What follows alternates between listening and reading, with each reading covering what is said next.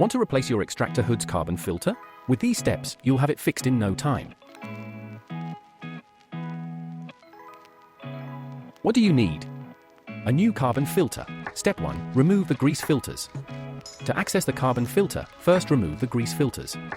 Unclip them, lower them and take them out of the extractor. Step 2. Remove the old carbon filter. The carbon filter is attached to the air guide housing. You can easily loosen it by unscrewing the filter with a twisting motion. Then remove the carbon filter from the housing. Step 3. Fit the new carbon filter. Place the new carbon filter in place of the old one and tighten it firmly with a twisting motion. Step 4. Replace the grease filters and snap them in place. You have replaced the carbon filter and the cooker hood is ready to use again.